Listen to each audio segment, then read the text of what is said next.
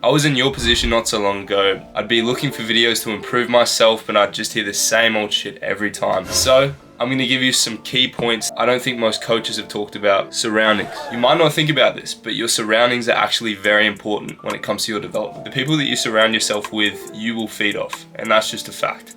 I found that when I was around people who were anxious and who didn't really align their career choices with what I wanted to do, it didn't really help my football, I'll be honest. Sometimes you might have to make decisions, you know, if your friends always want to go out, party. Cheeky boy. You might have to align yourself with people who are hardworking and have similar values to yourself. After a while, you understand that similar-minded people can really help you on your journey.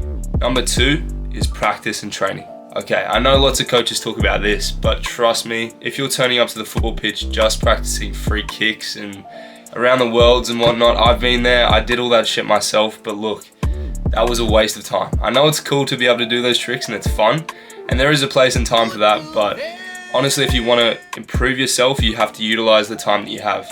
Everyone has 24 hours in the day. The people that are going to actually dedicate specific time to learning the boring stuff, they're going to become a lot better. And it's just a fact. If you don't pinpoint your weaknesses and if you don't work on them, then you're not going to improve. Like, you might be amazing at free kicks, but guess what? Football is not a game based on free kicks. You have to improve your weak foot. You have to improve your strength, your agility. You need to work on these if you really want to sign a professional contract.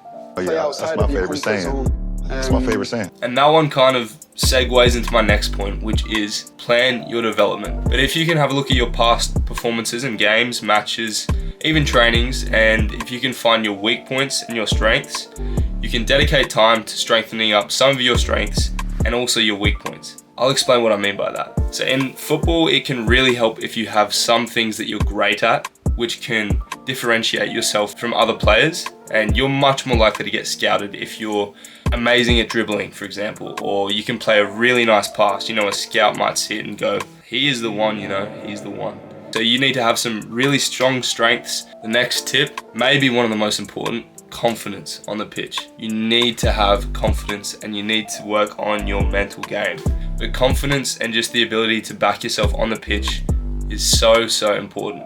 You can train as much as you want, but if you're not calling for the ball in the game, if you're not actually looking to receive, play the ball, get involved, there's no point, you know, you're not even rocking up to play. So confidence is something that you can definitely work on. There are many resources out there you can use to actually improve this. So that includes visualization, just finding a way to get into the flow state. And that will make sense later on. So make sure you subscribe and I'll release some videos talking about that. Another tip that I have for you from my experience when I played semi-professional football is that you need to have other hobbies, okay? You need to have other things going on in your life.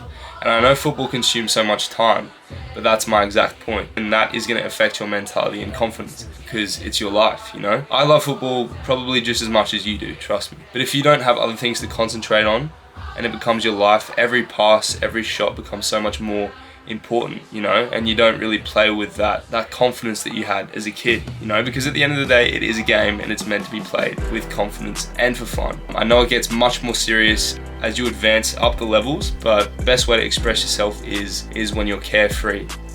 And finally, these are the more obvious points. If you're not putting time into eating the right foods, if you're not putting time in the gym, on the pitch, you know, training, and I think you know this, everyone's heard that advice so many times. I have myself a million times, so I don't want to talk about that too much.